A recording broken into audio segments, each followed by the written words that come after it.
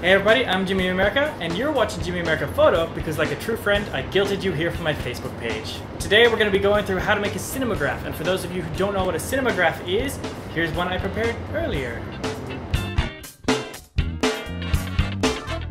These are really great because you don't need a DSLR for this. You just need a segment of movie and Photoshop. Segment of movie and Photoshop. Are you doing something in the background? No. Today I have my lovely assistant with me, Violet. Hello. She's going to be blowing bubbles and we're going to turn it into a cinemagraph. Let's get started. Okay, so I'm just going to get you to blow some bubbles. Cinemagraphs are great because we're freezing the moment like a photo, but we're still keeping some of the motion in there, which I think adds to the memory. Whew. Okay, so I've already uploaded the video to my computer. I put it into Final Cut Pro, trimmed it down to the part that I want, and exported that. Something that I would like to point out though is that when we shot it at 1280 by 720. Now that's pretty big because this is going to be animated, and it's going to end up with a huge file size if you keep it that size. So what I did is I went and shrunk the dimensions down to 500 by 281. That keeps the same aspect ratio, but it's a much smaller file size. The second thing I'd like to point out is mind your frames per second. Now I shot this at 25 frames per second. You might be shooting at 24, 30 frames per second. I would suggest 30 frames per second because it will give you a smoother looking cinemagraph at the end. The reason that I mention this is that when we pull it into Photoshop, each frame is going to become a separate layer. So if you have just 1 second and you shot it at 30 frames per second, you're going to end up with 30 layers, and that's going to be a lot of masking to do. So try not to make your video footage too long. I'm all of a sudden noticing that I'm doing this a lot. Am I doing this a lot? Like I'm trying to move a basketball or the globe. All that being said and out of the way, let's get working. So like I said, I shrunk it down to 500 by 281 and I've trimmed it to just the part that I want, which ends up being this. Very nice. So now let's get this into Photoshop. So we've got Photoshop open. First thing we're going to do is go to Window, Workspace, Motion. That didn't really do that much, but it's changed things around here. It's got a nice long layers palette, which we're really going to need. And it's also going to bring up an animation toolbar when we've got the video footage in there. We're working with it, so it's going to be great. Now we're just going to go to File, Open, and I named it Bubbles Trimmed. Open that up. Then there's a video, and we're going to go to Export, Render Video. Cool. Hit Render. As you can see in the background, it's made that for me. Don't save. File, import, video frames to layers. Now we're just going to find the thing, trimmed and rendered. Excellent. As you can see, it's imported all of our frames as different layers.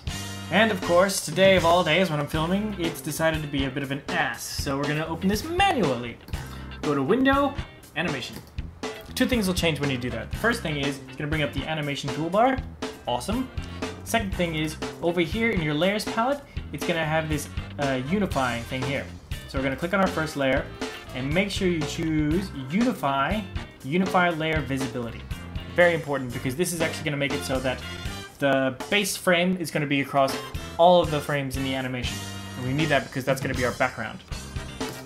So click that, match the visibility in other frames, match. Hit play. Perfect. So now that we've got everything looping the way that we want it to and everything looks good, we need to start isolating the motion from this little pictures. This can be boring, very, very boring, and it's very time consuming. And I'm going to show you how to do the first layer, that way you learn it, and then I'm just going to fast forward through all the other ones so that you don't have to sit through that. But I do, so count yourself lucky. Layer 3, add layer mask. For anyone that hasn't worked with a layer mask before, it's very easy. What happens is it adds this white square here, and whatever you paint black into that white square is going to disappear. Got everything set up just the way I want it. And paint.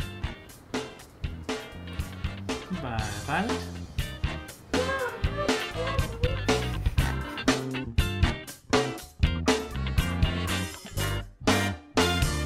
So now we have just that little bit there.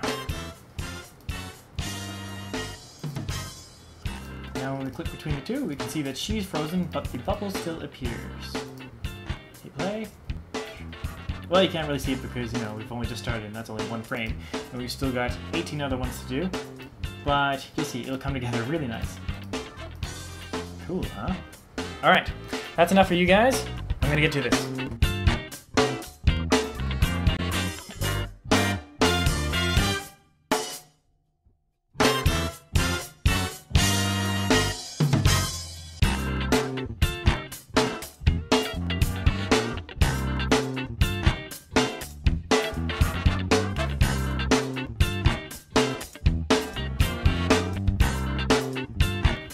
Now that's looking good, except for, I think I'm just going to add a little bit of a vintage effect to it, just for good measure. So what we need to go is window, and we need to, actually, you know, we just add a layer. Add a layer, and we're going to want curves. Select red, and we're just going to mess around with things.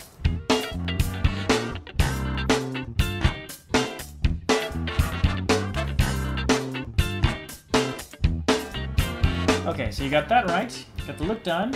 Now you just need to work on your timing. Now I've got it set to 0.04 of a second, but I'm noticing that's a little bit too fast for what we're going for. So I'm going to select them all. Pick the first one, other.